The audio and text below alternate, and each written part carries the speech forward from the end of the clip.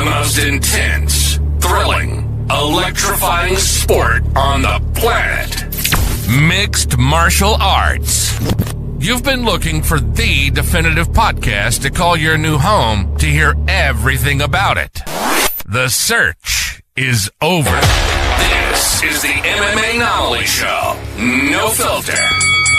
Bringing you the hottest MMA breakdowns straight from the heart of the octagon. This show is all about MMA breakdowns. For fans, by fans. We're talking UFC, MMA, and the occasional big boxing match. We'll bring our unique take on how these fights are going to play out and who we think are the best bets. Welcome to the MMAnomaly Show. No filter. And now your hosts, Olin, a.k.a. MMAnomaly, and Alex Pip, a.k.a. Pip's Piano Tips.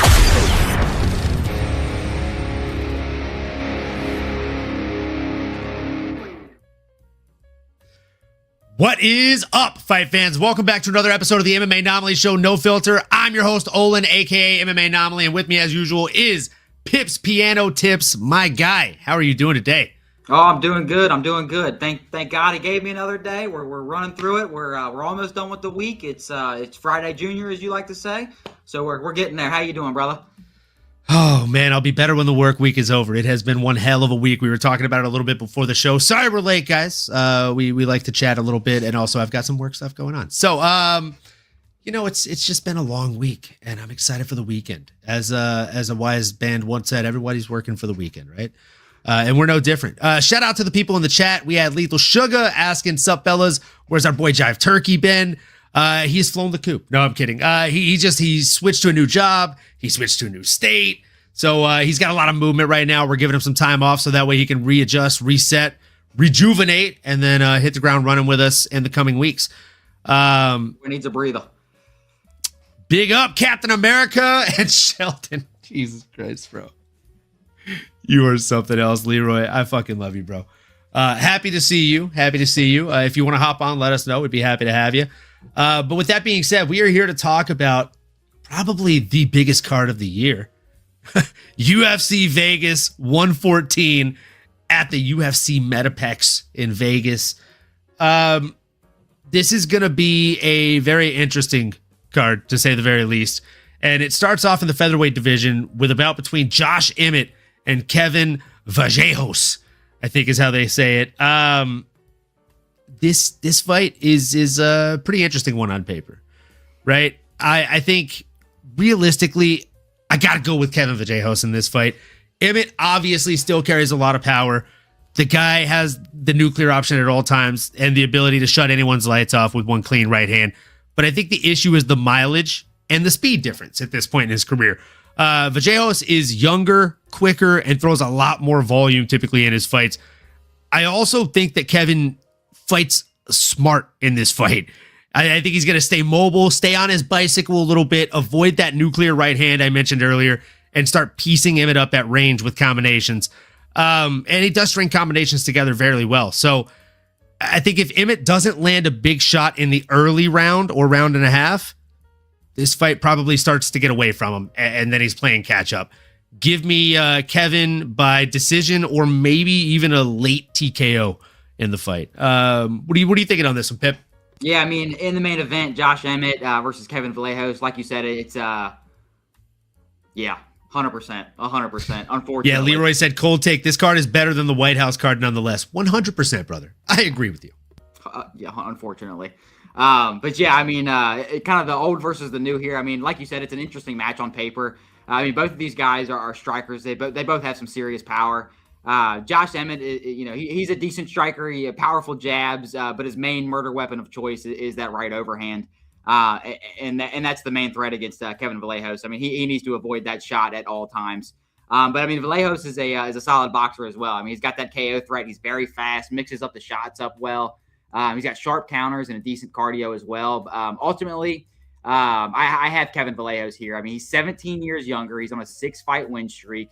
Josh Emmett, he's 4-1 in his last 5. He's looking a bit slower, especially in his last couple fights. Not as heavy on the gas, and he can wait for that perfect shot. But that's really the threat, is looking for that perfect shot. And usually power is the last thing to go when it comes to these guys. Both these guys are solid boxers. I kind of see them boxing it out. And technically, I think Kevin is just a little better than Emmett in that aspect. I can see the footwork of Kevin Vallejos giving Emmett real problems, just kind of in and out, mixing up the combinations. Emmett will have a tough time tracking him down.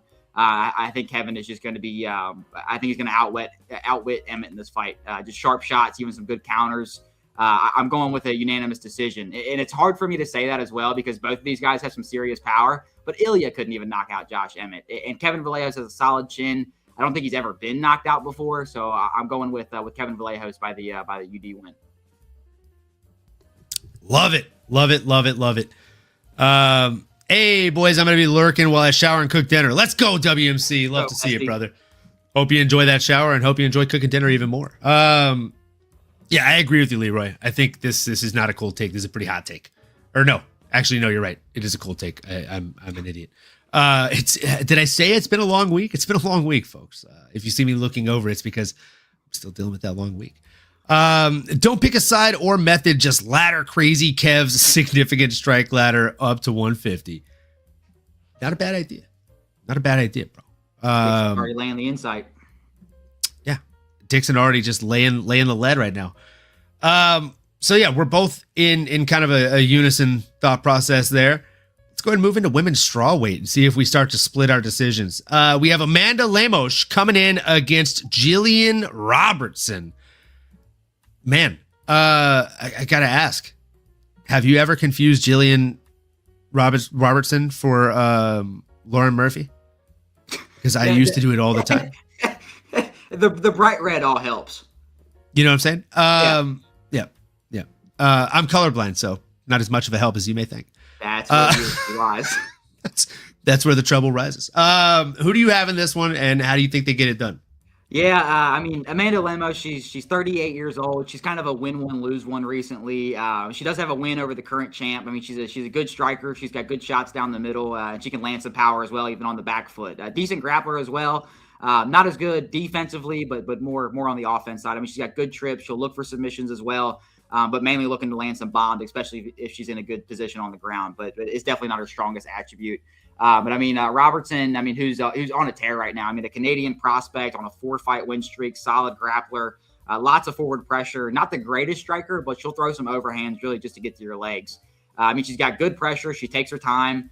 She'd rather have position than lose the spot. So she can definitely, sit on top of you for 3 minutes. But recently, she has been doing a better job. And Olin, I think you'll appreciate this. But, she's looking to land big shots. She's looking for the submissions. I think the ability to bring the fight to the ground, I think that's what's going to give Gillian Robertson the advantage here. I think she's going to get the dub as well. I think Lemos likes to back up a little bit too much and can be a little too patient looking for counters. So I see her kind of just waiting to find that perfect shot. I see Robertson being able to back her up against the cage, get a double or single leg or something like that, and just dominate the fight on the ground. So this is another one I see going by UD. So give me Robertson by unanimous decision. What do you got on this one, Uncle Olin? Yeah, I agree with pretty much everything you said. Like, Lemos has the power advantage on the feet, make no question about it. But Robertson's grappling has proven to be a really, really big factor in her last handful of fights.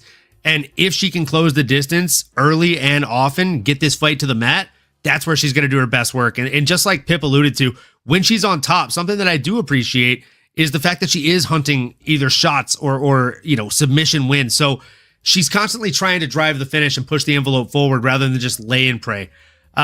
She's become extremely dangerous in scrambles and submissions. Like I said, Lemos has shown in the past that strong grapplers can and will give her problems. I see Robertson grinding this one out, getting takedowns early, sapping the power threat or early power threat of Amanda Lemos, controlling position for the most part, and then eventually starting to threaten those submissions after landing some ground and pound to set those up.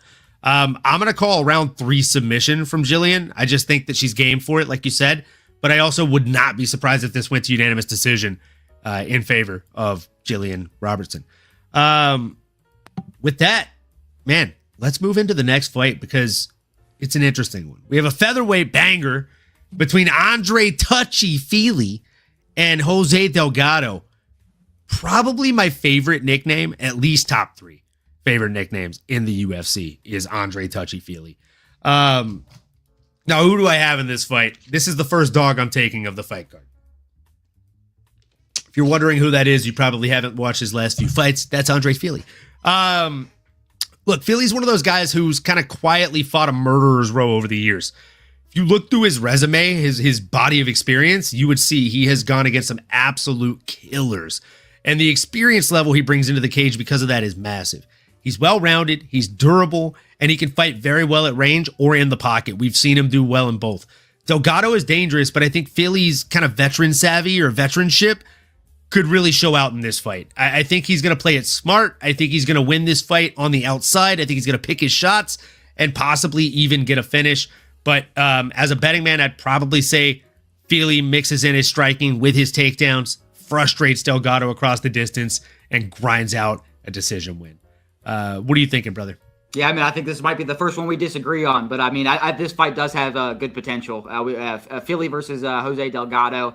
Like you said, I mean, Fili is a sharp striker. He's got good counters, nice left hook as well. And he likes a lot of those repeat counters, kind of those 1-2s with 3 more straights down the middle. But good leg kicks as well. I mean, he's looking to pick you apart, and he does have some decent grappling as well. He's got good double legs. He can slam you on your back as well, especially if he gets control. He's fairly technical, but I think he lacks the defense, kind of like we've seen in those last couple of fights. I mean, he doesn't really keep the hands where they need to be, and he's paid for that a few times. And I think that could be a real problem against Jose Delgado. He likes that step-in knee. He's a rangy striker. He's got fast combinations down the middle, good spinning back fist, and he can also mix up the grappling. He's very fun to watch, and I think this is a fun matchup stylistically. Overall, I'm picking Delgado. He's the young prospect here. I think he's going to be able to scrap. He's going to be able to weather some of those big shots that get through. I think Delgado is just going to be able to weather the storm and clip Fili as his hands are down. So I mean, give me Delgado KO round 1. That's what I'm going with. I love that. I mean, I love it. I love it when we disagree. It makes it more fun, to be honest. Before we move on any further and disagree any further, let's jump into the chat real quick. Grimy, what's up, brother? How you doing, Grimy? Glad to see you. Charlay, is that AK Lee? No, it's his white fifth cousin, but very close, very close. Leroy, Goku and Trunks in the background goes hard. Nice to see some synergy between the backdrops. Hell the fuck yeah, brother. Check it out. This is my favorite piece. Look at that Vegeta up here. Oh, that's money, bro. That's fucking money. Golden. That's sick. That's one for the ages. Fucking love that. I appreciate Delgado it. going to spark him. Grimy agrees with you. Delgado on the end of a combo. Mark my words. I like it, Leroy. Man, I feel so lonely right now. I'm so lonely. Are we talking about the same Andre Fili that literally put himself in a guillotine multiple times and never fought hands in round 1 against Costa? I know you're not talking about trusting that stump puller. I didn't say I was betting on it. I didn't say I was betting. Relax, Dixon. As a fan, I'm saying, give me a break. Come on, bro. I'm not betting on this one. Stay away. Maybe I thought about it. Maybe, but I'm not. All right, I'm not gonna do it. I did put him on my underdog competition against the Fight Week show and all those guys. So probably going to get that one wrong, but we'll see. Dixon, hit me in the DMs and convince me further than what you already just said, which is starting to do the job. Let's go ahead and move into the featherweight division. For a bout between Marwan Rahiki and Harry Hardwick. Harry Hardwick sounds like he could be a porn star, not a fighter. But, I definitely don't think he has a third leg, considering after his last fight, I think he barely has 2. You know what I'm saying? Because he got his leg just completely destroyed in that fight. That's very true. Bad jokes. It happens, Debut did not look good. No, it did not. No, about as good as the joke I just made. And he's already 31 years of age. I don't know that it's going to be a great night for him. But before I jump into my breakdown, Pip, give the people what they came for.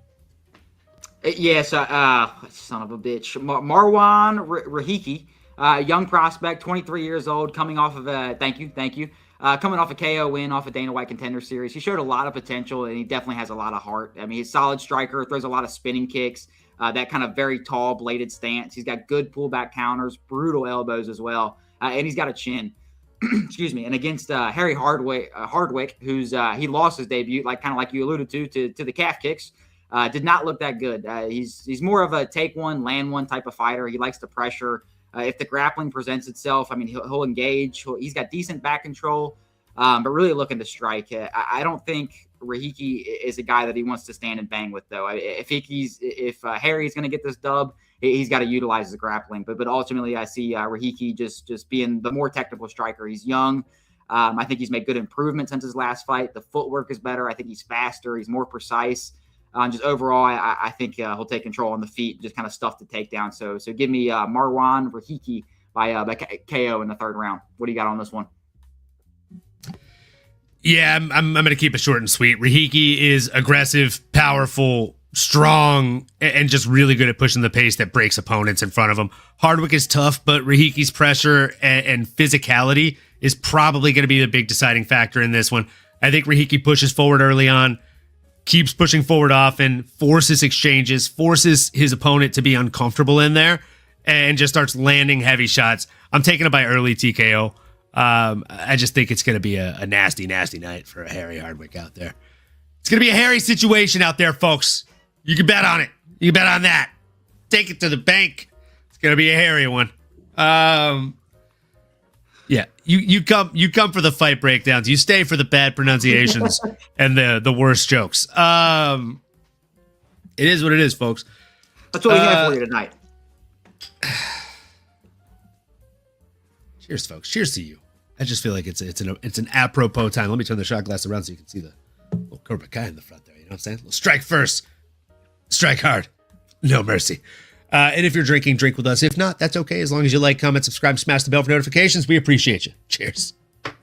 Little Nella Cola, by the way. I'm still waiting on that sponsorship.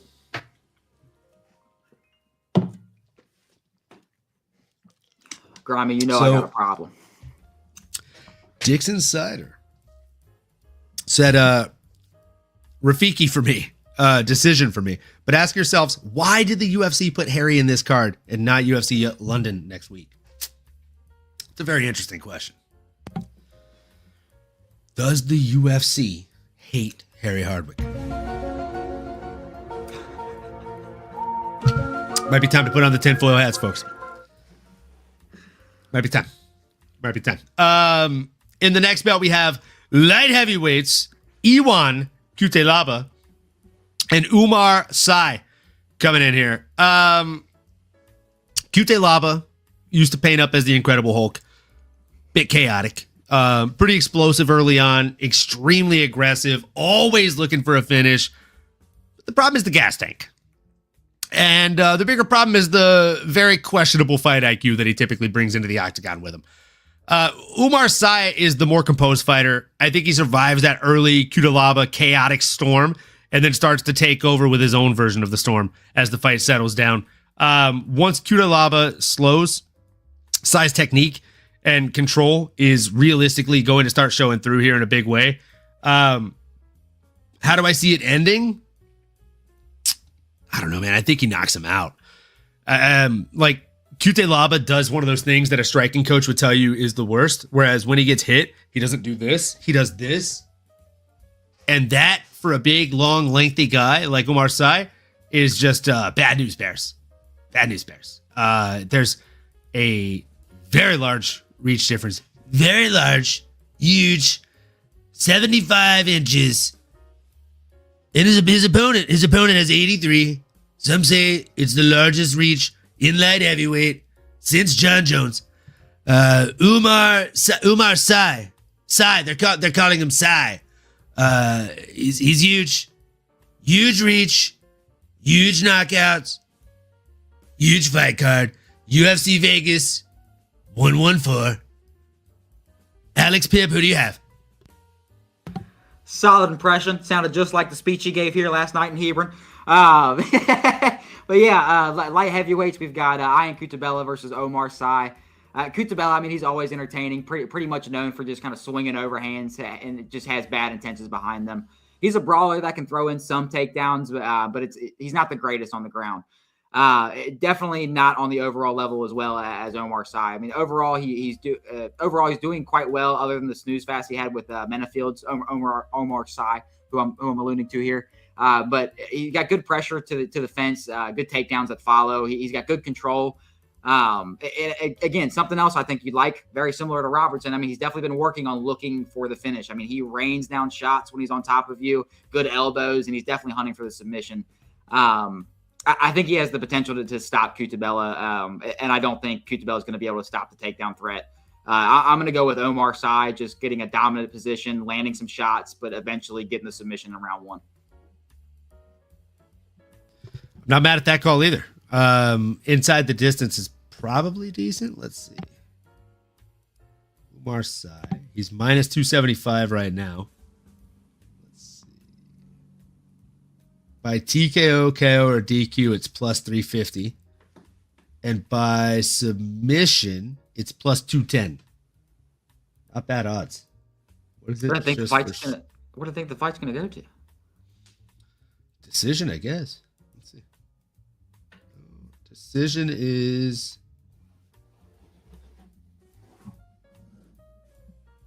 Oumar by points is plus 265. You get plus odds on all of those on Bet Online. That's cool. Here we go. Fight. Yeah, I think he's live for a finish. Well, knockout or submission. I think he's going to finish Cutelaba. Oumar to win inside the distance is minus 110. So you do have to pick a straight, like how you think he's a method. I gotcha. Yeah. But you get plus 165 on either fighter to win by TKO, KO, or DQ.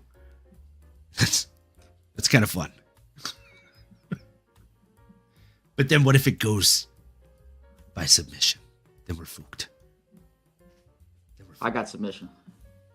I'm calling it here on the No Filter Show. Oumar Sy, submission, first round. Let's see here. You think submission first round? Is there a round specific one? I got to see what that is. If there is, hold on. They don't have round specific yet, do they? Oh, here we go. Oumar by submission in round 1 is plus 500. Take the money.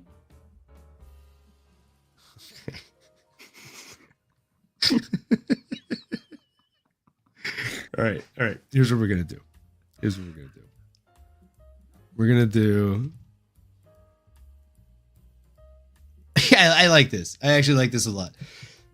We're gonna do a half unit on your pick, Oumar Sy, round 1 submission, and if that cashes, that's 2.5 units back off of a half unit. And again, to put that into perspective, if you're playing with $50 units, that's $125 back on 25. Same thing if you're playing with $50 units, 25 on Oumar by KO, TKO, or DQ at any point in time is going to get you $87.50 back. So I am going to do a half unit on both of those. And either way, as long as one of those happens, I'm up. And that's made. Cool. It's juicy. But I'm not a financial advisor, but you should take it. I fall for the trap very often, so it's okay. It's okay. The real question is, does energy let me down? Said Grimy. Oof, man, that's a tough one. It's a hard one to answer, and I'm worried about it. I am concerned. How does he beat Loner and then lose to Alex Perez? Yeah, it was weird. It was definitely a weird one. Energy is like Jesus. He's just testing our faith. He will rise again and save us. Thanks, Leroy. I needed that. Can't wait for Nuremberg Trails 2028. I don't know what that is. Energy a bum. Come on, Dixon. Don't be like that. And a snowflake. Dang. Dixon Cider, this is why we can't have nice things. Cutelaba, not Cutelaba. I told you, you're here for the bad pronunciations. You stay for the bad pronunciations. CJ blocked me on X. He couldn't handle me telling him to put the fry in the bag with a pic of him in McDonald's uniform. If he can't handle the tweet, he won't be able to handle Bruno, Bulldog. Dang. That's tough. I'm considering filing a hate crime against you. Dang. I hate it when people fight in the chat. I also kind of love it. Yeah. That's what I thought too, Grimy. Yeah, that's a good time. Thanks for resurfacing to the top of the email there. Thank you. Thanks, Grimy. Let's go ahead and jump into a flyweight bout on that note between Charles Energy Johnson and Bruno Silva. We don't talk about Bruno, but we are actually going to talk about Bruno. Yeah, you know what? I went first last time, I think. Pip, what do you think of this one, man? How you feel? I mean, Charles Johnson, I mean, he's always putting on bangers. He's solid everywhere, honestly. I mean, if you're at flyweight as well, you kind of need to be. But he switches stances real well, throws a lot of fast combinations, mixes them up really well. Good in and out movement. He's got decent scrambles as well, especially on the ground. We all know that he's got some power in his hands as well.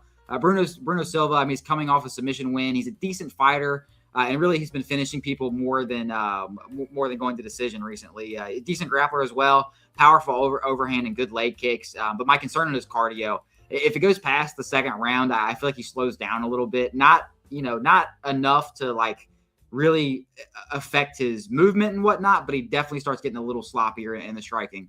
So I'm going to favor Charles Johnson in this one. I think the footwork is going to cause some issues. I think the combinations will get Silva just dropping his hands. And then Johnson's going to be able to catch him with probably a clean hook. So I'm going with Charles Johnson catching him with a clean hook in round two, late round two. What do you got on this one, Unc? I'm feeling a very similar way, man. Johnson started to put things together recently, and then obviously he had that last performance, which was less than great. But let's forget that for a moment. If we forget about that, we know that his striking is clean. He manages distance really well. We saw him piece up Loner Kavanaugh, who just pieced up Brandon fucking Moreno, folks. Let's not forget, bro. Come on. Like the guy still got it. And make no mistake, like Silva's dangerous early. He's got power. But I think Johnson's pace over the 3 rounds, as well as his range, could really wear him down. He's got a 5-inch reach differential, or rather a 5-inch reach advantage over Bruno Silva. And I think that's going to pay dividends for him. We saw how well he used it against somebody like a Loner Kavanaugh. And Bruno Silva, I think, is not as skilled of a striker as Kavanaugh. So this should be a good bounce back fight for him. I see him getting a 2nd or 3rd round finish as well. Let's fucking go. Don't lay this disgusting chalk on Snowflake like Charles. Live bet him after round 1. And get even more money. I mean, yeah, that's probably the way. That's probably the way. What, like, I'm not going to bet him right now unless the odds are juice. I'll tell you right now what the odds are. But I don't think they're juiced right now. I think they're the opposite of juiced. I hate that BetOnline has them out of fucking order. It drives me nuts.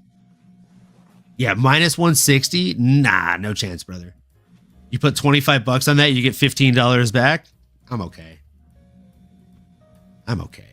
Who's minus 160? Charles, he's the favorite. Charles? Okay. Yeah, but he's the favorite too. Okay, I like. Yeah, he's the favorite. He's a favorite this week. That makes sense. Minus 1. Yeah, checks out. Yeah, that tracks. That's right. The math seems to work. Let's see here. Fighter to win inside the distance. Charles Johnson inside the distance is plus 265. I do like that a lot. 25 to win 66-25. I mean, yeah, we're doing a half unit on that. Please be advised. Danger ahead. Dixon loved the new profile pic. Oh, did you really just do that? My brother.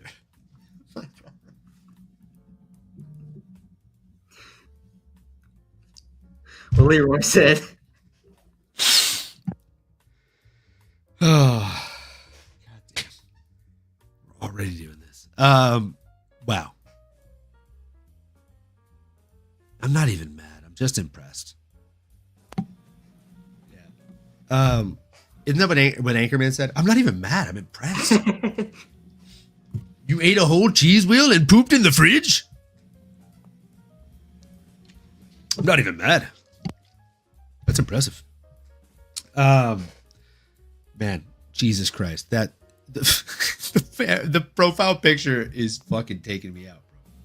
It's so good. It's solid. It's so good. I don't think CJ is going to be coming on the channel anytime soon. Sorry, Olin. Me and him are actually, I feel like, we were vibing whenever we chatted on the Fight Week Show's channel, but not anymore. Thanks for that, Dixon. I appreciate it. Guess I'd rather have you as a friend if I'm being honest. It's the real one right now. I'll drink to that. It's the real Dixie, one. You're here every show. Yeah. Where the fuck is CJ? He's not here. He's not fucking here. Who the fuck is CJ? He's talking about energy?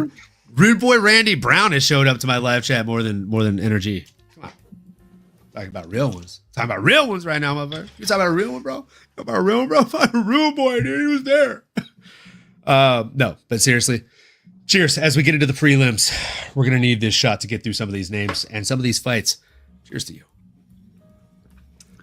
Yeah, that was my favorite memory watching a Charles Johnson fight. I was sitting there watching, and Bruce Buffer was doing his thing, and I was like, Charles, Energy Johnson. And my dude looks over, he goes, did you just say energy? I said, it's not energy. He goes, no, it's energy. Energy. Like his inner gangster. Yeah. It took me a while to get that. It's one of them play on words. It's fantastic. Oh, man. All right. Well, let's jump into this welterweight bout between Chris, the Action Man Curtis, and can you pronounce this name for me, Pip? I might have this one. Myktybek Orolbai. That was fucking pretty good, bro. Huh? Yeah. Myktybek Orolbai. That is the way. This is the way. Yeah, that was fantastic. I'm actually pleasantly surprised at how well you did that. Like, give yourself a big pat on the back. I feel like that was, again, fantastic. That fight with Rebetsky really put me on. Brownbetsky. That's a hell of a name. That one always fucks me up. I said Rebetsky for the first hella times I said it, and then I heard Anik say Roubetsky, and I'm like, how the fuck do you get that out of that? That doesn't even look like that on paper, bro. We got round out of that? Some of these don't make any sense. It's like the people that comes up with animal sounds. Like they hear a dog go, hoo, hoo, bow wow. Yep, he just said bow wow. There was a distinctive bow wow right there. Bow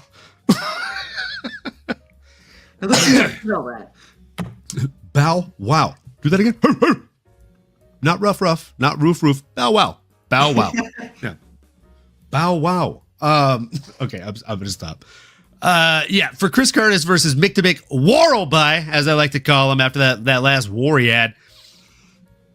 I'm going with Orolbai, bro. I mean, maybe I'm a little bit biased. I did really enjoy that last performance, if I'm calling a spade here.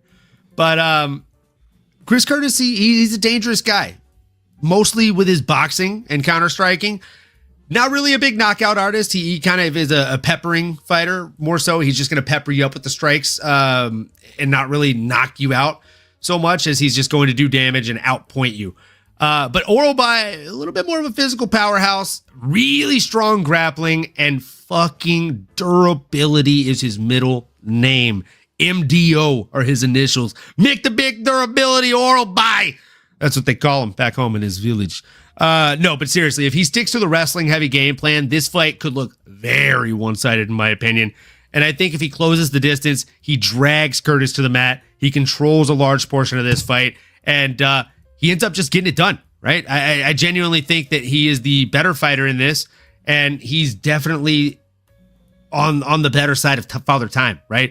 You got a 28-year-old against a 38-year-old. That's probably gonna come into play. The only real advantage that Chris has in here is the boxing and counter-striking and the fact that he has a 1.5-inch reach advantage. Pip, I'm curious, do you see this going any different or what? Yeah, I mean, that's kind of one of those things. I'm right there with you, but I think we're looking at a really good fight. I'm a big Chris Curtis fan. I actually got to meet him at the UFC Louisville card. A great guy. So I'm trying not to give a biased opinion here, but he's a solid boxer. He's able to avoid a lot of shots by getting behind his high guard or his Fili shell. And he doesn't have, a lot of power, but he does have a nasty left hand. And he can land some damage with that left hand that he's got. Anytime he's more of a boxing fighter. So I'm hoping this isn't going to be more of a boxing match. But if it turns into one, Chris Curtis does some bad things to his opponents. He does have decent takedown offense. He's got decent ability to get back to his feet, but he can struggle if somebody gets on his back, and kind of just do more control on that side of style. Myktybek Orolbai, I mean, he's a fan favorite at this point. Like you said, 28 years old prospect. He's on a 2-fight win streak. KO Jack Hermanson before that and submitted Musaveyev But you could argue that he could be on an 11-fight win streak with the performance that he had with Rebeski. I mean, that fight was insane. That's probably one of my favorite fights to this day. But you could definitely show that. I mean, he's got power. He's got a good straight right hand. He's an elite level grappler. He's a relentless forward pressure. Just really good at catching the body kicks and putting you down off of them. And he does have a good submission arsenal as well. I mean, this dude has a solid chin. There's a couple of things that make me weary about picking Orolbai.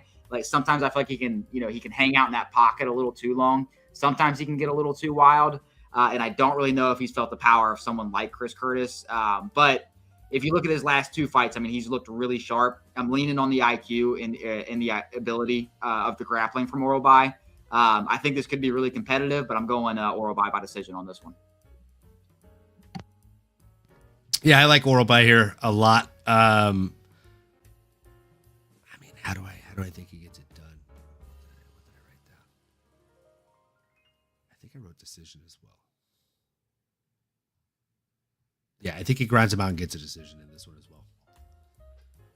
But I do think it's going to be fairly close, as you said. But great job hiding your bias. I appreciate you leading with the fact that you have met him. I know how that is. You meet a fighter and it's like you almost can't bet against them, right? Unless they were behind him. Unless they were a dick. Yeah. Then you're like, fuck this guy. Dude, Chris Curtis was so cool. He was like standing up in front of him. There was like started being like a line of people, and I'm like, dude, if everybody's just doing this, I gotta go say what's up to him. And then I went down there. He stayed for literally everybody. He stayed after some of the fights, was staying there, just talking to people, taking pictures with people. I mean, he's a solid dude. I agree. This is going to look exactly like Raul Jandy Rosas versus Javi Fanches. It could. It definitely very well could. I wouldn't be surprised. Dog for the win here, Chris Curtis. Wow. Really? You feel that strongly about it? Dog? I don't know, man. Tell me why, Leroy. Tell me why. He's the baby from Ice Age, but all grown up. Wait, don't get cute picking a method for Ice Age. Just ladder his takedown to, oh my God, you're so stupid. I was like, who is he talking about? And then I thought about it. Oh my God. Olin, and I know you're super concerned with who's going to cover CJ's shift at McDonald's since he's fighting this week. Don't worry, bro. Daniel Zellhuber is going to be there to cover his spot all week. Zellhuber might be there all year, if we're calling a spade a spade. He's picking up extra shifts after that last fucking shit show performance, bro. He got greened, bro. He got slimed by the green man, brother. Like, come on now. Come on. All right. We still have a boatload of prelims to get through here, so let's keep it rolling. We have a heavyweight bout between Vitor Petrino and Steven Asplund. And I mean, Steven Asplund said this, not me. He's like, it's the battle of the physiques. It's like the ugliest guy and the best looking, best built guy. Not wrong. But Steve Asplund, that guy can fucking fight. Even though he's only got 8 professional fights, I think he's game here. He's also a natural heavyweight. Like, he lost a lot of weight to make 260. And Vitor Petrino used to be at 205 for years. Oh, and please, it's Victor Petrino. You're right. Thick. You're not wrong. That man put on some weight, brother. He's like, boom, super jacked. He is big. He's fucking scary big, bro. Like, he looks like the type of guy that if he was playing a character in a movie, that character would be able to kill you and make a necklace out of your teeth with his bare hands. For funsies. I just think Steven Asplund gets it done here. If I'm calling a spade here, as I usually do. Like, Petrino is explosive. He's dangerous. He does have decent boxing, but he also leaves a lot of openings. He leaves his hands down and his chin up often. I think Asplund could surprise people here. He's durable, he's gritty, and he's willing to make fights ugly, pun intended. You know what I'm saying? See what I did there? If Asplund can slow the fight down and force the grappling exchanges, he could neutralize Petrino's power pretty fucking quick. And this feels like one of those fights where the underdog draws the favorite into deep waters and drowns that ass. I'm taking this as my dog of the week. Play the dog clip again, because this is the guy that's going to win. Let's go. Pip, what do you think on this one, brother? Yeah, I mean, I think this is a banger of a fight. I mean, you guys put me on the Dana White Contender Series, and the last season that I started watching, Asplin was in one of those first episodes, and he just looks like a heavyweight Nate Diaz in there. I mean, he's incredible. He's got a great story as well. He's very fun to watch. Just heavy volume striker with just, seemingly great cardio as well. I mean, he's got a nasty jab, and he just never stops throwing combinations. He's always in your face. Against Petrino, I mean, he's a prospect that we were worried about a couple of fights ago, but he's starting to turn it around a little bit. I mean, he's explosive. He has bombs in his hands. He's got decent counters, but he likes to wait for that opening. I think Steve is just going to give it to him. There's going to be so much volume. I think it's going to be a problem. And I think this is an interesting test for both of these guys. I mean, Petrino has power and a little bit of grappling threat as well. Steve only has that one loss, by submission. But Steve brings a different style of a fight to this, especially to the heavyweight division. And I think I'm riding that hype train all day with him. I like Steve Asplin by KO. So I just see heavy pressure from Asplin, getting in the face the whole time of Petrino. I think he's going to struggle. He's going to get backed up. I think he's going to look for counters, but ultimately, he's not going to be able to load up the way he usually does. Steven's just going to keep laying it on him, peppering him up with the jab, just wearing him down. So give me Asplin by KO in round 2. Let's go. I fucking love that. I think he gets a KO as well. I just think he's the stronger guy. I definitely think he's the bigger guy. I know he's the bigger guy by about 35 to 40 pounds. That's a fucking lot of weight, bro. I wouldn't want to get hit by a guy that much heavier than me. It just doesn't sound fun. The one smoker I fought in, the guy was like 32, 33 pounds heavier than me. And let me tell you, that also was not fun for me at all. It wasn't a good time. I mean, the event itself was a good time, but in the moment, getting kicked by that guy didn't feel fucking great. 10 out of 10 would not recommend. So I'm going Asplin here. I think he gets it done inside the distance, and I think it's a fun guy to bet on. Let me actually see what the odds are here on Mr. Asplin, because I feel like gotta be a little bit of juice. Plus 202 on this one. I really wish to hear Bruce Buffer say, "Steven, eat my Asplin." That'd be great. So yeah, if you put a half unit on this, if you have $50 units, this is funny. You put 25 on it, you get 50-50 back. 50-50. Yeah. I'm going to go ahead and do a half unit on that one. Why the fuck not? Why the fuck not? And then just for funsies, let's see what knockout is. Plus 350. So 25 on that gets you 87.50 back. Even more juice. And we did it. It happened. It's a good pick. Yeah. I mean, we agree on a dog. It's gotta be a bet. It's gotta hit. We don't always agree on a dog. You know what I'm saying? It's gotta hit. Speaking of things that have to hit, Elijah Smith in the bantamweight division coming in against You So Young. I heard this was Donald Trump's favorite fighter. Not sure if we could trust the source. No, somebody did post this on Twitter and it was hilarious. They were like, they posted a picture of You So Young. They're like, You So Young fight week. Apparently, allegedly, Donald Trump wanted You So Young to fight on the White House card. He said, and I quote, "I really like his name." Big fan. A beautiful name. It's a beautiful name. Oh man, the jokes are terrible.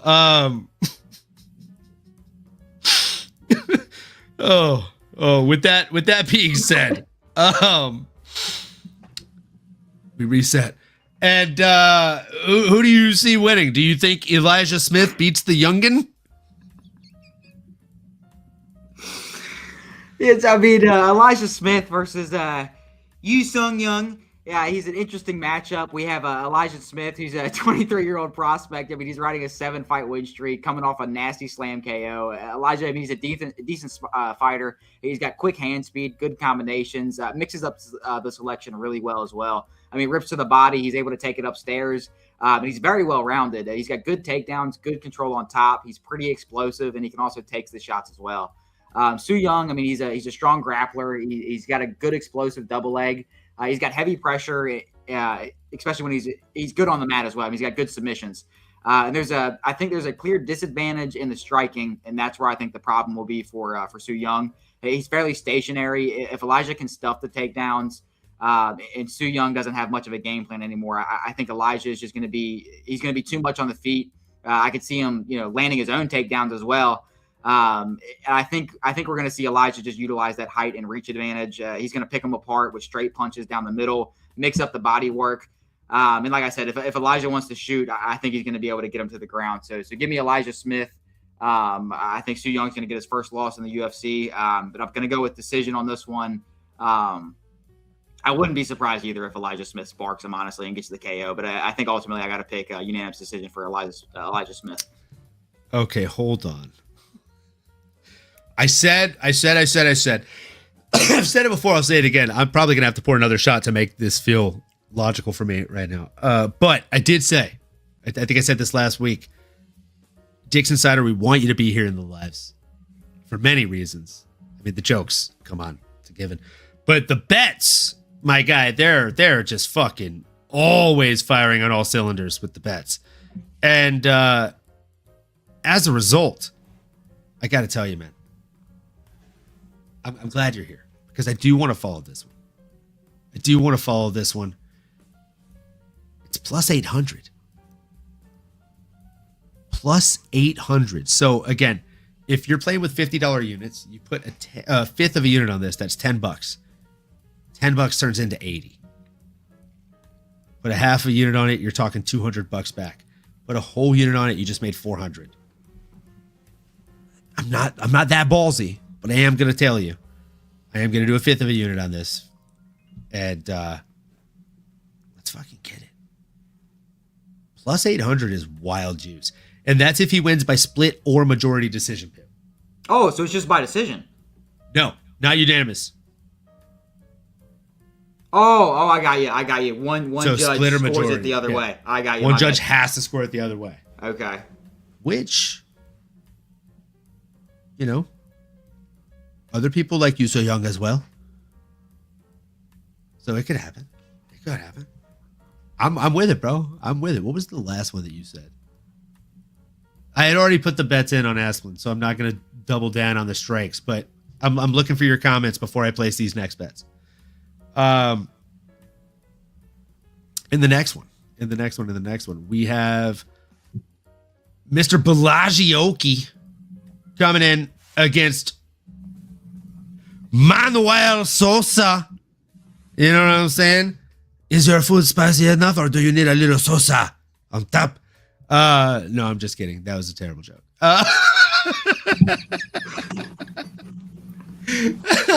Oh man. I like Sosa here. I do. I think Sosa probably gets it done. What's that sound? Is it me? It might be. Oh, yep. That did it. That does it. I was like, what does that sound all of a sudden? So yeah, I have Manuel Sosa in this one. I think he's got solid fundamentals. He's, pretty new, but both guys are pretty new, right? 10-3 versus 13-1. The difference is one guy has more losses, one guy has more wins. I'm going with the guy that has more wins here. He seems more fundamentally strong. He seems like he has the stronger striking. I think if he's able to keep the fight at his preferred range of distance, he should be able to control the exchanges for the most part.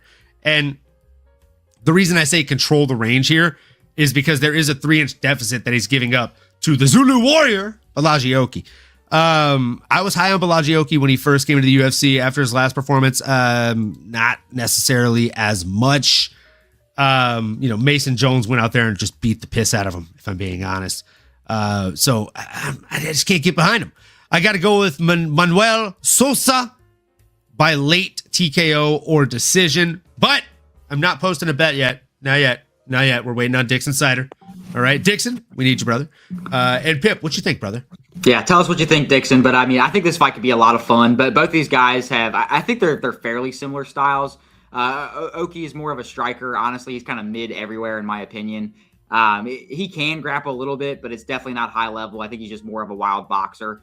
He's got a good right hand, and from time to time, he can land some clean counters as well. Overall, just more of a pressure fighter. If he can stay at range and land long shots, I think that's where he could do well. But he does like to get into these wild exchanges. If you're on the back foot and you're not throwing anything, he looks like a problem. But as soon as you start throwing a shot and you hit him, he's very stationary. There's not a lot of movement. Just forward pressure. I mean, that's kind of all he brings. Honestly, I feel like that's kind of a similar style from Manel Sosa as well. I mean, cool fun fact, he does have a win over Rufi back in SFT combat. Now he's coming off a win in Dana White Contender Series, and he does have power in his hand. He's very fast. He's explosive. He likes to stay on the gas, be in your face, and hold you against the fence and do some work. Both these guys like to get in the pocket with kind of their hands down and just throw looping punches. So that's where I think it gets a little questionable. But that's also why I think this fight could be so much fun. I mean, overall, I think Sosa has a little better wrestling. I think he's a little faster, and the footwork is just a little better. So I'm going to go with Manel Sosa by KO, but I wouldn't be surprised if Oki catches him with a straight right hand as he rushes in or something like that. But I think Sosa overall is just a little bit better. So give me Manuel Sosa by KO in round 1. See, I'm thinking KO as well. I wasn't feeling confident enough to bet on this fight, but here I am pouring another shot of whiskey so that I feel confident betting with Dixon Cider. He's saying, let me pull the comment up on screen here. Ends in split decision, and I think they'll give it to Sosa because it's what's best for business. You're banking a lot on his opponent's chin, who just got chinned the fuck up. But yeah, cheers. I'm putting a fifth of a unit on it. Respect it. We're telling you, we respect it. I said plus 600. Fucking juiced. Yeah, they are juicy. They're juiced to the fucking gills, kid. But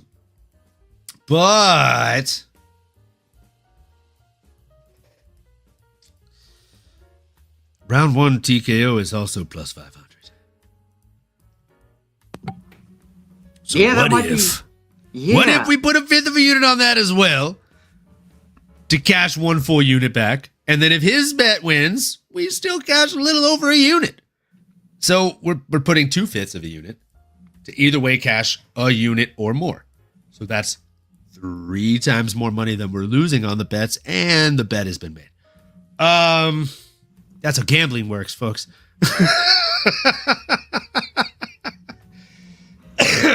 Man, I have to make a promo for Bet Online, like the one that I made for Underdog.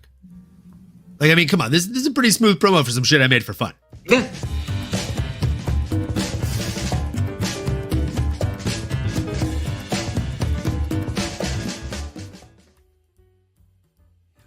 Solid. Use promo code MMAnomaly to get a 50% cash back match.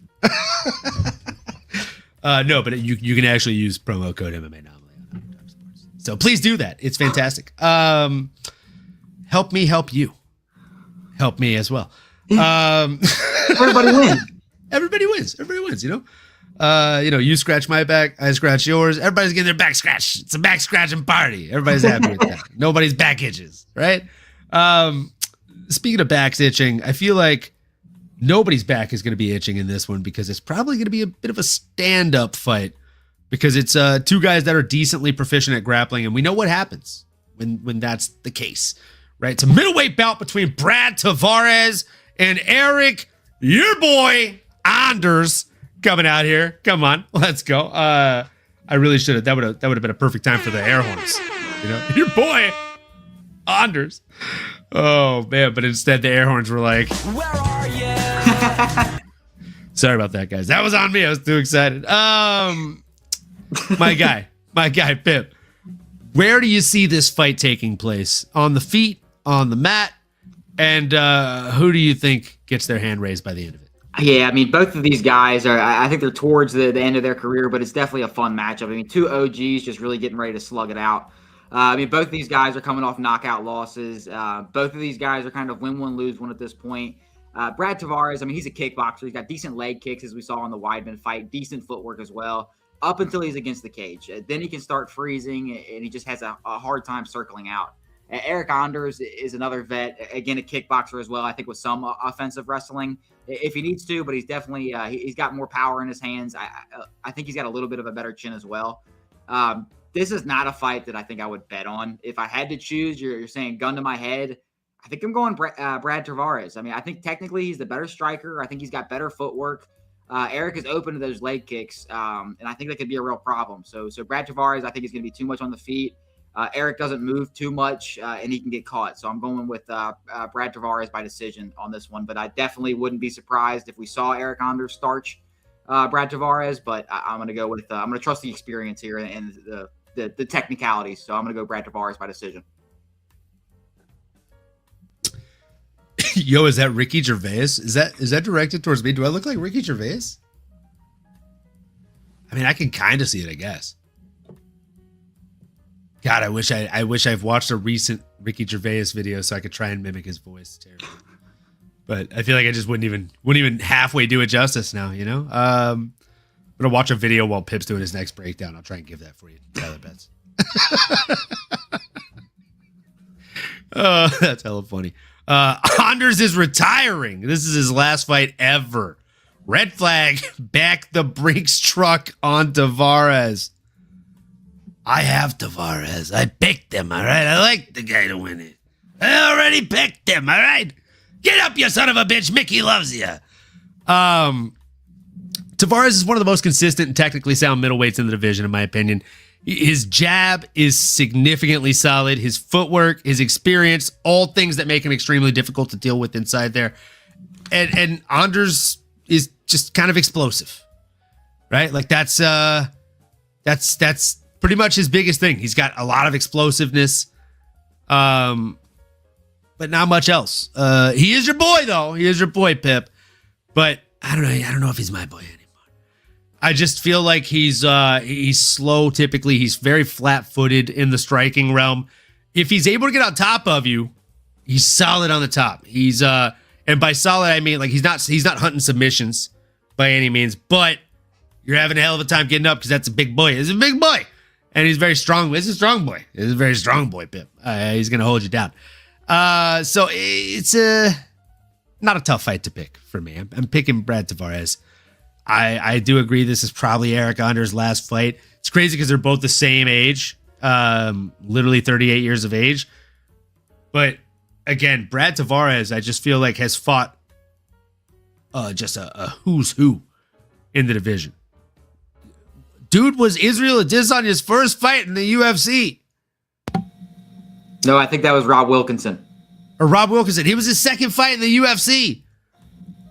Brother, I watched that fight in a hospital bed. I was on fucking stuff that they had injected into me. So I was like, this is his first fight in the UFC.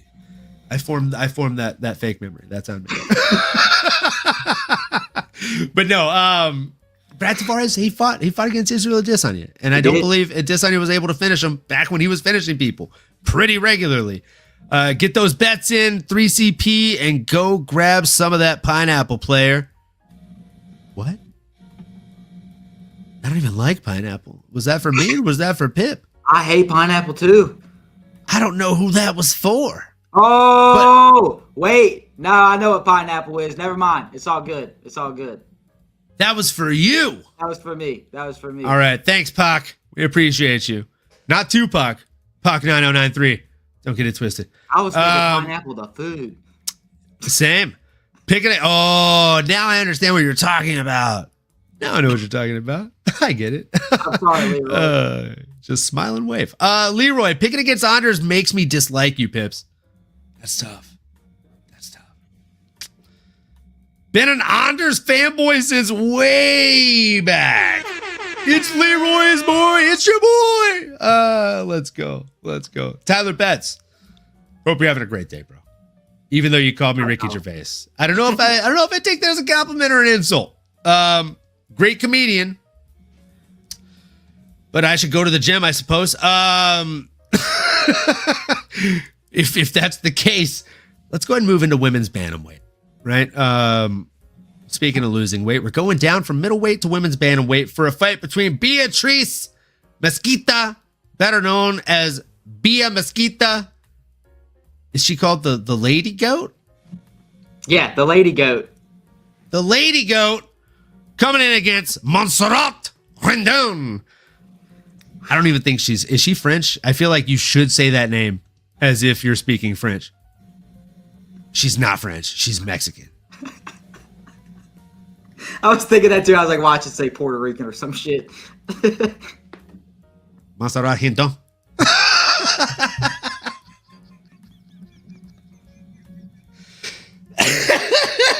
Oh, man. Oh, God. Solid.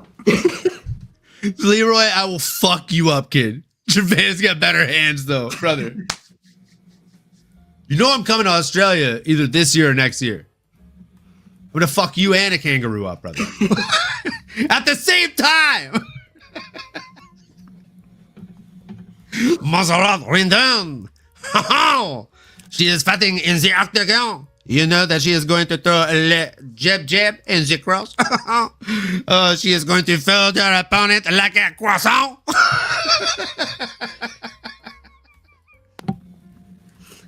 Oui, that's perfect. I'm the worst. I'm the worst. My mom is hella French Cajun, so I feel like I get the pass on that, at least with the French. Yeah, you get the F word pass. Yeah, I get it. You know what I'm saying? You know, first chance I get, double leg your ass. Okay, so check. I need knee pads, is what you're saying, because you are eating your face because of my knee. I love a good double leg, honestly. To turn out knee, oh man, and then you won't want to throw another double leg, and then I just chop the trees because I don't want to punch your face, because you know I want your wife to still think you're a pretty boy. But hey, she doesn't care if you can't really walk stably, at least, you know, for like 5 weeks or so. But it's going to be a good time, Leroy. I'm excited about it. But if you do get me down, man, I hate grappling. Which is why back in my heyday, I got to where I could do over 800-pound linear leg press for 10 plus reps. Because I know that no motherfucker like Leroy that is good at grappling is ever going to weigh 800 pounds. You know what I'm saying? And if a motherfucker weighs as much as Leroy, he's going for a ride. And then now we're back on the feet and you have to try again. And that's fun for me when you have to try again. So let's continue talking about our French-Mexican fighter, Montserrat Rindon, coming in against Bia Mosquita, the lady goat. Pip, I'm excited about this fight. I got to tell you, I as much as I spent time saying her name, I think she gets beat. And you know I'm talking about Rindon. I think Bia Mosquita is just gonna buzz around her and suck the blood out of her, just like a mosquito. You know what I'm saying? She's an absolute monster on the ground. She is a BJJ nightmare and a very decorated BJJ practitioner. She's won multiple national competitions and is a very respected name. I know she's only 6-0 in professional mixed martial arts, but make no mistake about it, she has more experience than most of the people she will ever face in the UFC in terms of grappling. So this fight will hit the mat. It's not a matter of if, it's a matter of when. And when it does, Mosquita will have a massive advantage. Give me Mosquita by submission, baby. Who you got, Pip? Yeah, I mean, I think it's going to be an interesting fight. Yeah, I'm just calling her Mosquito versus Rindon. Beat Riz. She's 34 years old. She's a prospect, which in hindsight, it kind of feels off saying that as well. She's coming off of a dominant submission win against Irina Alekseeva. She's an elite BJJ grappler. She's won 10 gold medals in BJJ. She's got really good sweeps, good reversals, insane control on the back, and she loves that rear naked stroke. Rindon is at 36 years old, 2-1. Did you just say rear naked stroke? My God. This ain't that kind of podcast, brother. This is the wrong channel. Zesty. Rear naked choke from Mosquito. Rindon is 36 years old, 2-1 in the UFC, coming off a win. She's got a 4-inch height advantage. She's a brawler at best, though. She hasn't really impressed me through her UFC run this far. She's scrappy. She likes to get in your face, throw arm punches, just uses a lot of volume. But she's not really elite anywhere. She can take a punch, but that's pretty much her best attribute. I don't think we're going to see a ton of improvement, especially from her last couple of fights. I think we're going to see it more of a dogfight on the feet. But I trust Mosquito's grappling ability just to be able to eat some shots, get her way in, get her to the fence, get some good trips or takedowns. But I think Mosquito's going to be too much for her on the ground. She's going to try and panic. She's going to panic. She's going to try and get up with no technique. And then I just see I see Mosquito taking the back and get another rear naked stroke. So give me Mosquito by RNC in round 2, baby. Little rear naked stroke action. Who doesn't love that?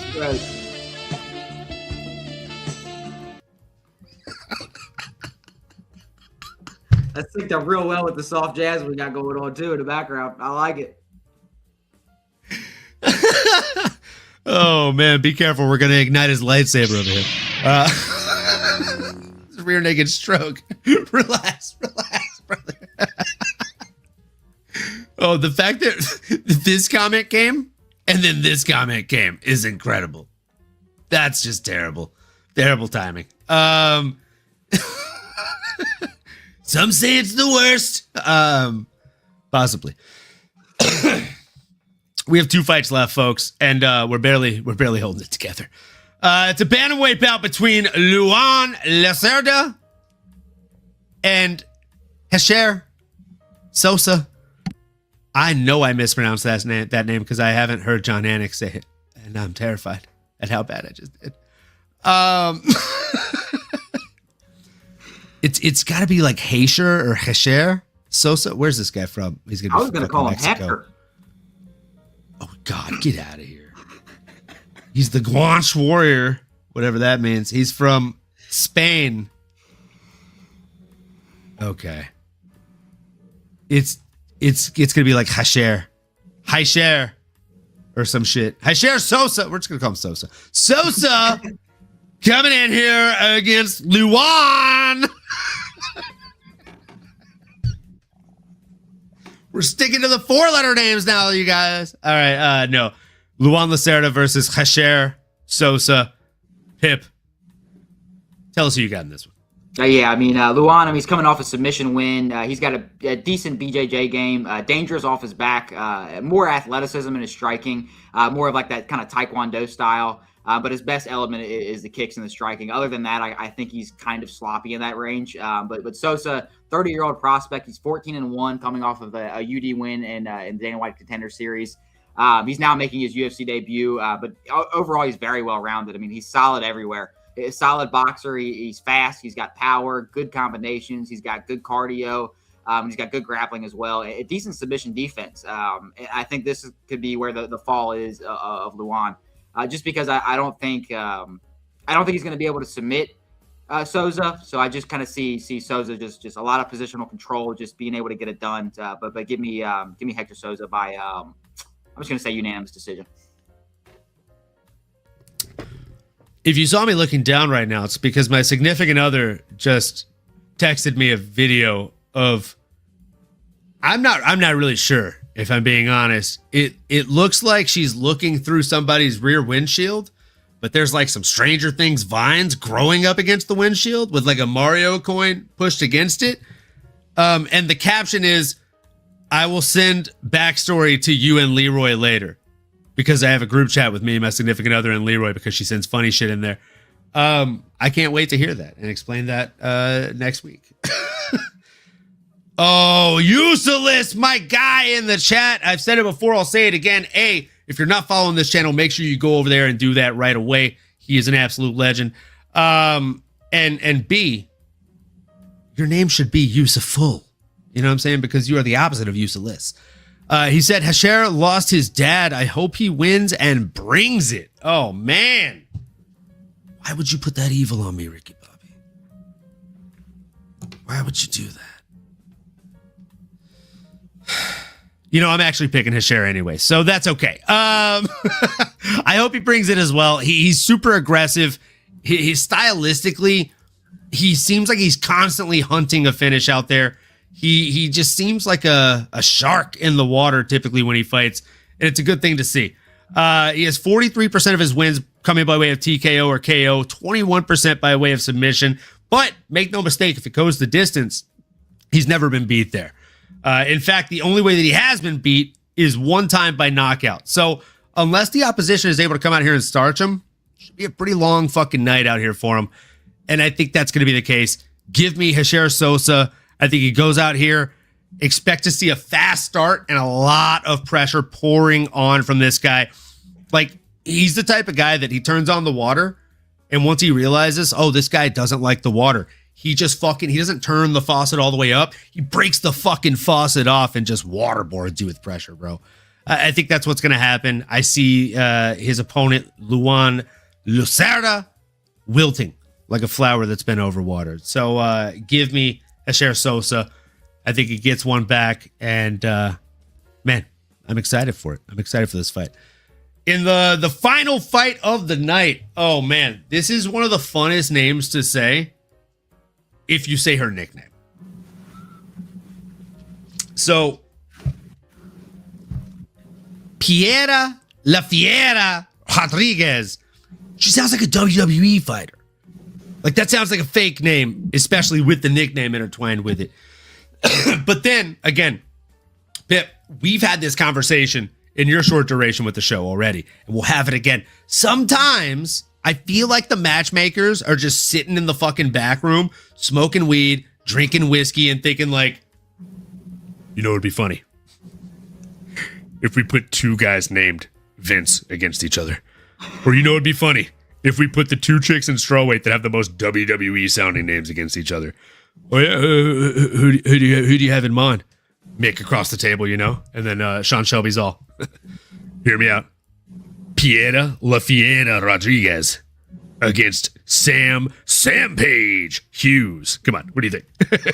Right? Let's book it. Let's book it. That's exactly how it went. Holy shit, mate! I think that actually is a pretty good idea. Like, we should probably book that. I feel like that's how this conversation went, and here we are. And then, of course, when you look at the MMA math, 33 years old versus 33 years old, 5'2" versus 5'4". I think this is the first time that Sam Page is the taller fighter in UFC history. I feel like she's always been the shorter fighter, but Piera La Fiera Rodriguez is a tiny little girl. And she has a tiny little reach. So again, Sam Page typically has a reach disadvantage and a height disadvantage. You're giving me both? I mean, it's hard not to pick Sam Page in this one, in my opinion. I think I don't see a way in which Piera gets it done unless maybe she's able to sink in some kind of early submission. But the fact that we're getting plus odds on Sam Hughes is crazy. Moneyline is plus 140 right now on this fight. I just think Hughes is incredibly tough. She's proven that she can grind out fights against even stronger, taller, bigger opponents. And she can push the pace. She mixes in grappling really well. And if she drags Rodriguez into a gritty fight, that's where Hughes is going to be able to shine. I think Hughes probably gets it done by decision here. But I'm intrigued to see what you're going to say. Yeah, so I mean, we've got a rematch here. Piera Rodriguez. I mean, she's on a 2-fight winning streak, coming off a split decision win over Caitlin Sosa. Piera is kind of a scrappy striker. She could stay in your face and just throw combos. She's decent single leg, a good inside trip, but not amazing at keeping the fight on the ground. She does have good knees in the clinch. She's good at pushing you up against the fence and just kind of getting you there. I mean, that's kind of where she lands most of her takedowns versus Sam Hughes, who's been doing fairly well, riding a 3-fight win streak. Sam Hughes is another grappler looking to get the fight to the ground. I think Sam Hughes' positional control is just better than Piera. I think she's improved since her last fight between them both, which was a couple of years ago. I think that was back in 2022. But Sam has looked good. I mean, she's got good control on top. She can land some decent elbows, and she's got decent scramble abilities as well, just in case she ends up on the wrong side. But I think I'm going to go with Sam Hughes here to get the unanimous decision win. I think Sam has made better improvements over their last fight. She's going to be able to edge it out with good pressure, catch the kicks, be able to put Piera on her back, just control the fight. So give me Sam Hughes by unanimous decision on this one. I'll let you take a breather back there for a second. Oh my God. Oh my God. So Leroy said, LMFAO, Miss Mary in the group chat is killing me. So as I said, we have a group chat with me, Miss Mary, my significant other, and Leroy. And Leroy, being the Australian guy that he is, he got us turned on to this show called Big Les, which if you've never seen it, I'm sure you've seen the memes. You fucking cunt. There's like a weed smoking Sasquatch. Mary wanted me to let her borrow my tablet for our 5-year-old nephew to play games on. because she was taking him on like a little adventure to Universal to see the Mario stuff because she's a great aunt. And so I did because I'm a great uncle. And I agree, WMC, Big Les is the shit. It's also very vulgar, very adult, so adult. So I had never watched Big Les until like a year ago or so, when Leroy, this Australian fuck, got me turned on to it. And man, I downloaded it in its entirety on YouTube so I could watch on planes. And the kid's supposed to be playing games. And Mary hears something in the background, and she pulls over because for the past 20 minutes she can hear something playing in the background on the iPad, or not iPad, but the Galaxy Pad, and she can't tell what it is. She keeps asking Malachi about it, our nephew, and he says he doesn't know, and then she finds out that the kid has now watched 23 minutes of Big Les show. And then, her next, no, you're all gonna love this in the chat, guys. The next thing she says is, "Of course, I told him you can't start at season 2, you fucking cunt."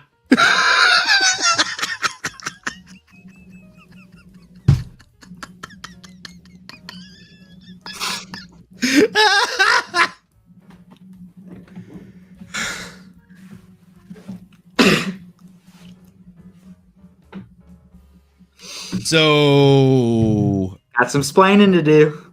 Uncle went from being really awesome to being really in trouble really fast. Oh man. What are you talking about? Get this BS monetized and give us a sassy membership emoji. I will do that. I will fucking do that. 100%. You bet your fucking ass, cunt. Cheers, folks. It's been a hell of a show so far. My God. We're almost at the end of it.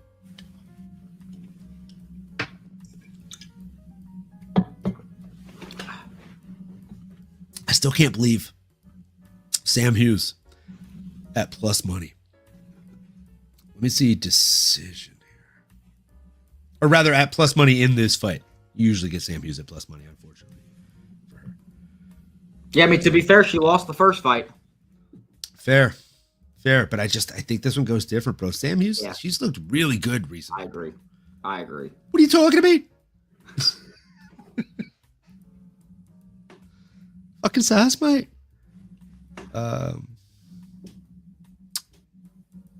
Decision. Fighter wins. No, point spread. There we go.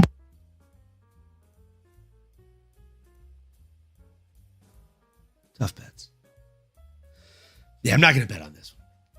What I would like to do, though, is Pip. This is something I had started doing with Nano. I'd love to start doing it with you. And all the people in the chat right now, before we call it a show, if you're able to help us out here, it'd be great. We love the feedback. Or if you're really fucking game, we're happy to tell you with a fifth of a unit. Like I said, we've tailed, I think, 3 bets already for Dixon Cider already today. So if you want to throw in a cycle parlay of any kind, it could be 2 or 3 legs, right? A cycle parlay means you have to pick more than one type of finish. So a real cycle parlay, true to heart, is 3 legs. 1 by decision, 1 by submission, 1 by TKO or KO. So, Pip, I'm going to ask you first, out of all the fights on the card, which one fight are you the most confident in finishing a certain way? Whether it's submission, decision, or KO. Most confident, I really like Steven Asplin against Petrino. I think KO? that one, yeah, KO. If I even had to pick a round, I say round 2, just because he likes to wear it on him. We don't have to pick a round.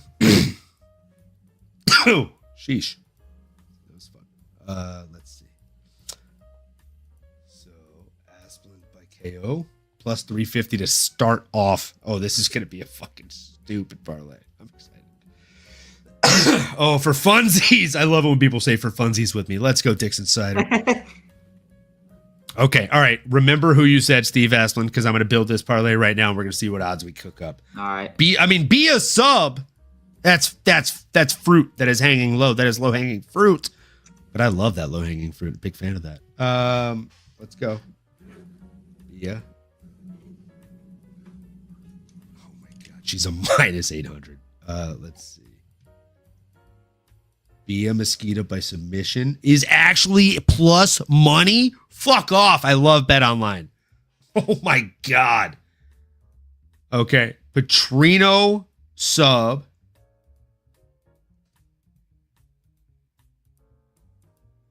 I'll just try to comment I have to get to after this. That's hilarious. Useless and WMC. That was incredible playoff of each other. Petrino sub. Wait. Sub parlays, Bringle? Oh. Petrino sub and Sy sub. Wait, you're just going to 3 sub parlay? I mean, all right. Okay.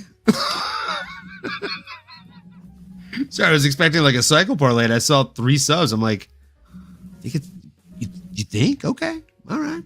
It's a bit much, but I'm with it. I respect it. Oumar by sub plus 210. Dude, if this hits, I'm Venmoing you for a drink. And the last was Petrino by sub.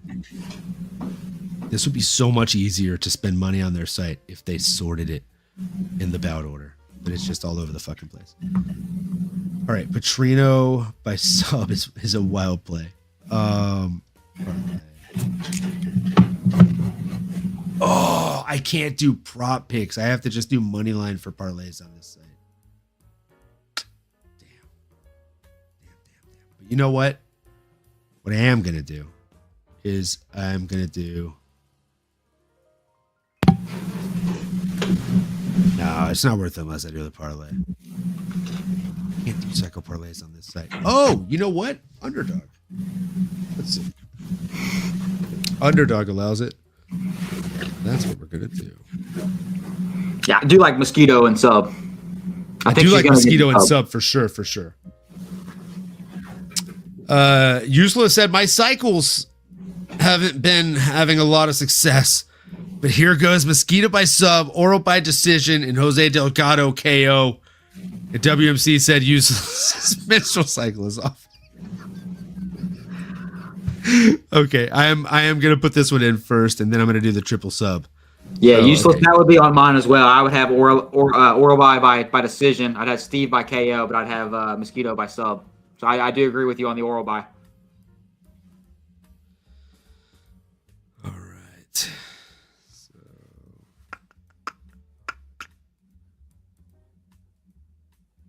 fight time. Orolbai over 15 minutes, basically. Is there an actual decision win thing for him on this? I don't think so. No, I'm just going to do fight time. Cool. And then Mosquito by sub. That's a good one. I love that one. Mosquito.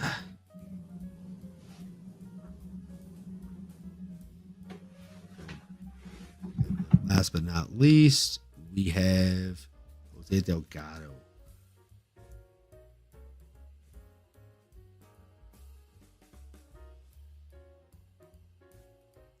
I hate that one because you're betting against what I said, but that's okay. I'll still do it. I got Delgado too, though. I agree. So on underdog for Mosquito to get a submission, the Myktybek fight just to go over 15 minutes, even if he doesn't win, or over 14.99 minutes, and Jose Delgado to win by knockout gets us 7.58 multiplier. Cool. We're doing it.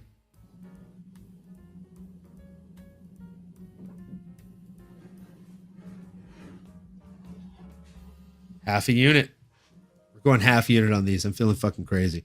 I'm excited to see how these play out. Same. Now we're gonna clear the card. We're gonna do all submissions. This is wild. All right. So this is if this hits, I swear to God, Dixon, you're a fucking messiah, bro. Okay. So we got Petrino, Sy, and Bia. Petrino. Yeah, Dixon played a shot the last couple of shows. Yeah, we should have been listening a few shows ago. We should have been listening a few shows ago. I'm listening now. Okay, this one is juice, Dixon. 15.5 multiplier. So $25 would get you let's see.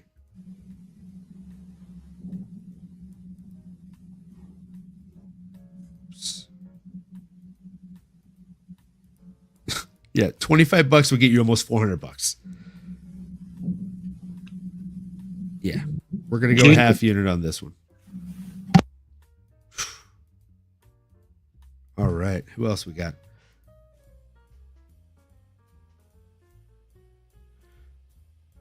Pip's piano in the background's fire. Let's go. Appreciate it, Westy.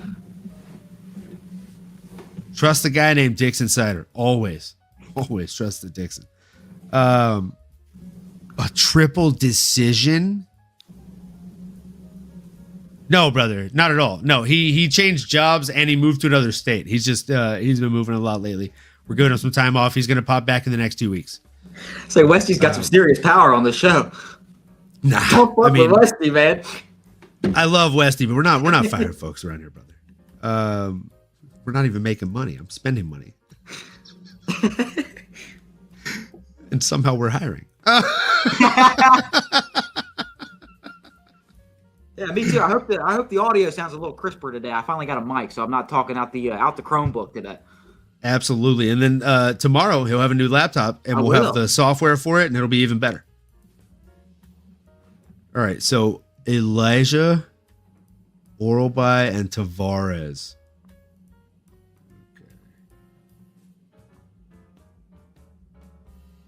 Okay. Why do you always call him Oral Boy? You're so fucking stupid, bro. I hate you so much, dude. I didn't even notice that. Jesus fucking Christ, bro. He does this every time. That's so much easier to say, though. Myktybek, Oral Boy. I like that a lot more. It's the worst. It's genuinely the worst. I fuck with it, Dixon. Thanks, Jimbo. Thanks, Jimbo's old lady. And WMC, it will change significantly once he gets the new laptop and the software. He has literally the same exact mic as me now, but the software makes a vast difference in the way that you sound. So, yeah, we getting paid, boys. I'm just trying to see if it'll actually let me do the overs on these instead, at least. And then I'll just hedge it like that. So let's see. Oral Boy, Tavares, and Elijah.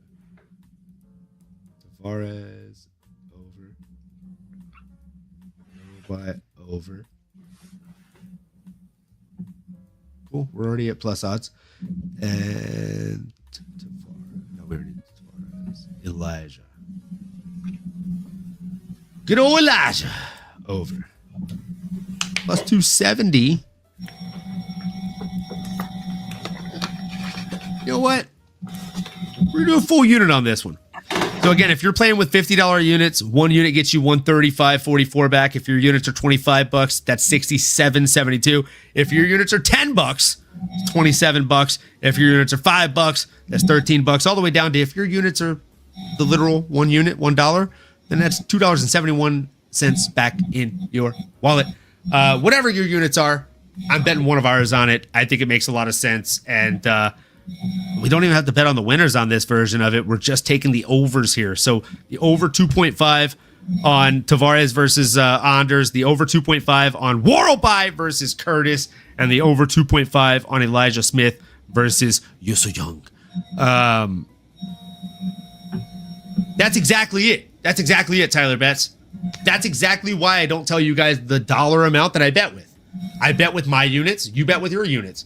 Whatever your units are that are comfortable to you, bet with those.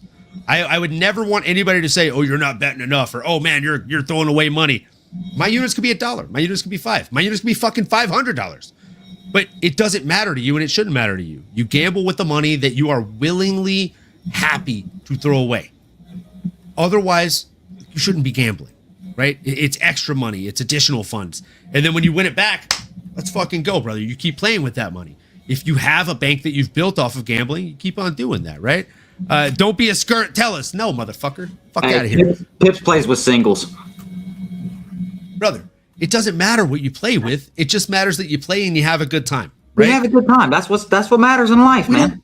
We don't shame anybody around here. And that's what I hate about some of these big shows. Like, I'll be honest. One of my favorite shows to watch for betting is Maddie Betts' channel.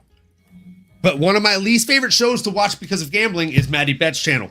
Because this motherfucker's gambling $1,000, $3,000, $5,000 on his bets. And I'm like, how, brother? Fucking how, dude? Like, what? I don't know, man. All I know is Drake's lost a lot of bets when he bets those $100,000 bets. Pip looks like my Dracula brother. Olin, shame. The fuck does that even mean? Shame on me? I feel like 50 Cent. Why'd he say fuck me, though? Why'd he say fuck me for? Why'd he say fuck me for? Big bets get the views. Yeah, so does going topless, but we've never seen Crossover do it. Not even once. Fucking pussy. Look, on that note, final shot of the night. We're calling it. We appreciate all of you guys. But, oh, God, we have one more bet. Oh, man, I'm going to hate this. All right, I'm going to cheers to this. I'm going to see what the fuck this is. Cheers to you guys. Let's see what the fuck Dixon just threw in here. What are you seeing out that ball, man? All right. Small Super DGen round 3. Round robin sprinkle. Oh, man. Charles Johnson round 3. Rahiki round 3. Miguel Sosa round 3. Piera round 3. I don't think it lets me do round robins on Bet Online. Let me see.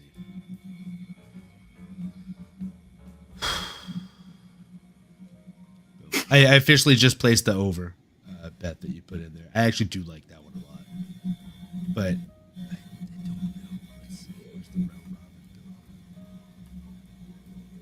go? Props go.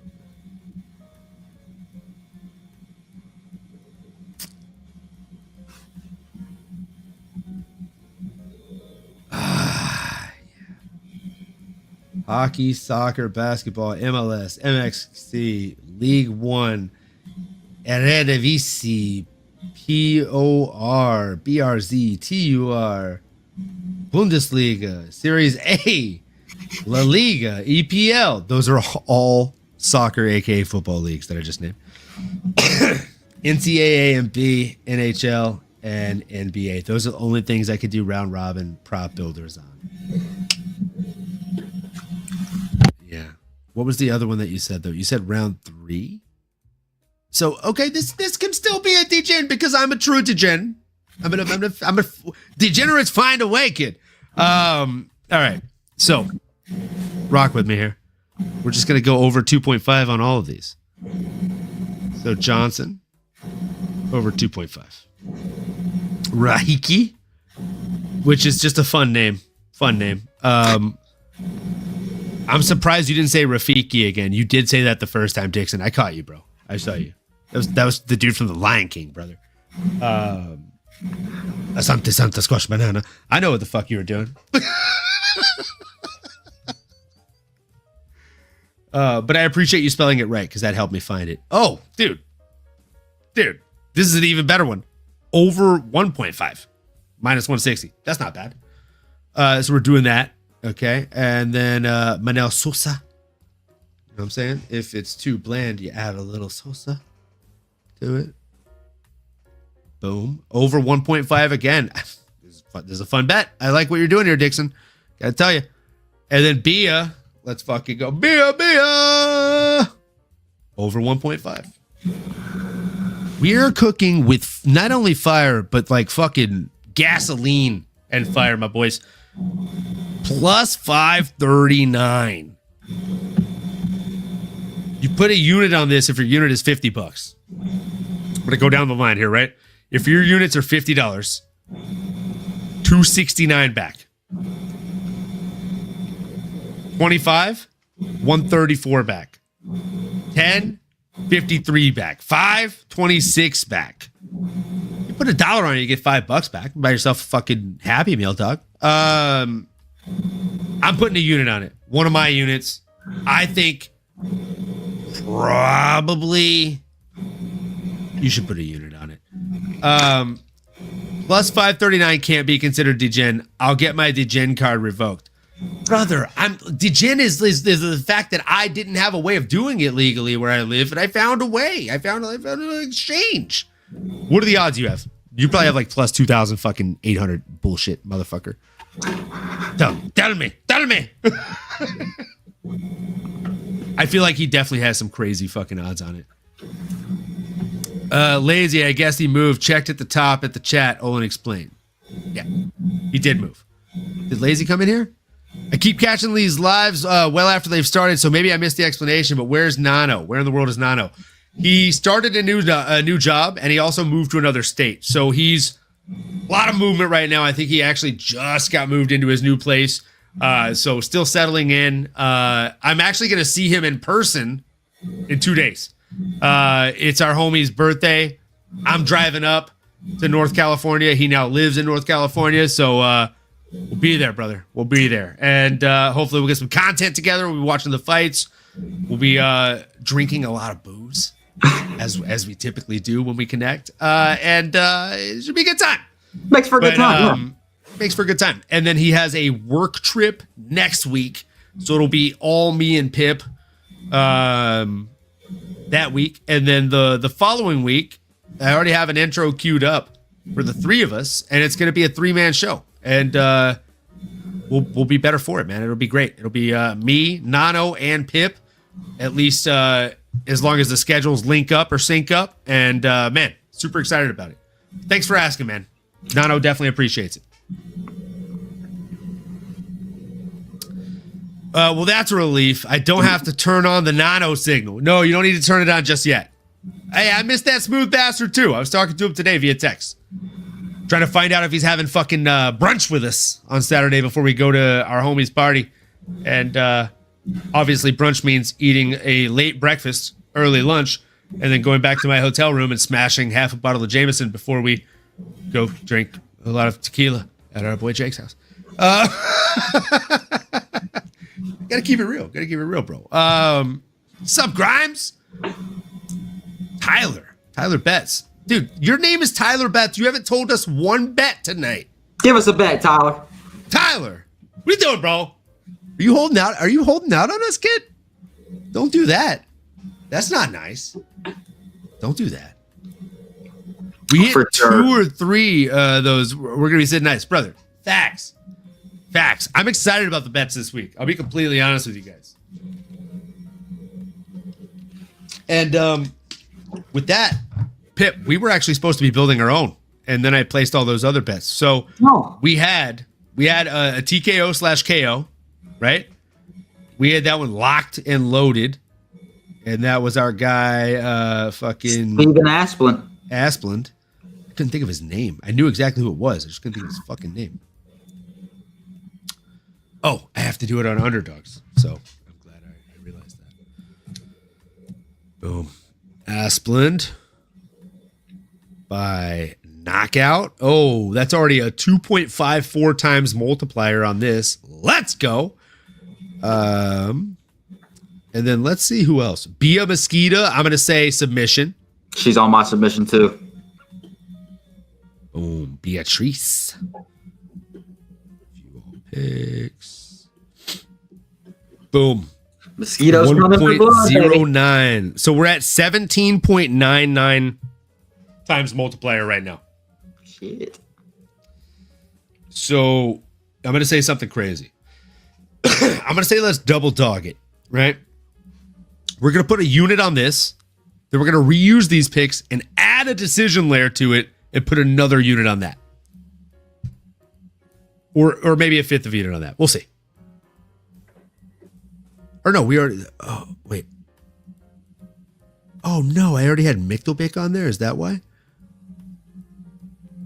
Hey, if you got Orolbai on there the other one, decision, that's who I got. I mean, that was perfect. I already put a unit on that. These two without him are a 9.69 multiplier. I'm going to put another unit on just those two. Because Myktybek could get a finish. I'm game on Steven Asplund and Beatrice Mesquita. Bia. To get that sub. These might be my most confident picks now. I like these picks a lot, bro. All right. Tyler Pett said, LOL, I'm taking it easy this card, but I'm a sprinkle on Chris Curtis.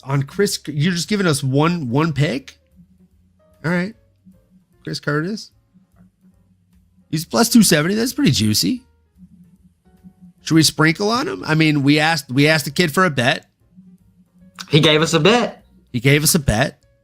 Look, if you got a $50 unit size, you put a fifth of a unit on that, you get 27 back. We're going to put a fifth of a unit on it. I picked Orolbai in my underdog competition, but maybe I'll feel sad and win a little bit of money to make me feel less sad. The bet's been made. He said let him tally up the wins and losses from last week. I'll put those into the betting doc, and we'll go over those next week. Apologies for not doing that this week. It's been a hell of a fucking work week. Do a shot every time I just said week in the last 30 seconds. You fucking pussy. No, but it's been a hell of a week. We made it through it. I appreciate Pitt for being flexible, jumping on the show so often, and looking forward to him being a more prominent part of the show, to be completely honest. I think he's going to be here to stay, and I'm looking forward to it, man. No, I appreciate it. I appreciate you having me on. Dude, I appreciate you being here. So with that being said, folks, if you haven't already done it, if you like music, subscribe to Pip's Piano Tips. If you like piano, what the fuck are you doing? Why haven't you already subscribed to Pip's Piano Tips? Go do it. And if you like MMA, subscribe to Pip's Piano Tips. He's a part of the show. Why wouldn't he be a fucking part of your life? Let's fucking go, kids. And if you haven't already done so, like, comment, subscribe, smash that bell for notifications. Get set up so that way you get notified when we go live here.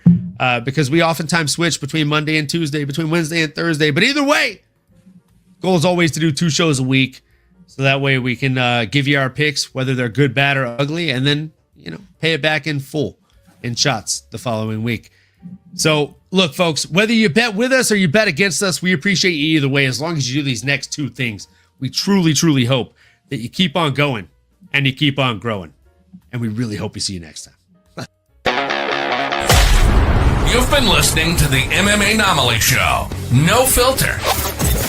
As you may have been able to tell, we dig the MMA, and our passion is to dive deep into the upcoming fights, give you our expert breakdowns, and help you make sense of all the chaos that is the fight game.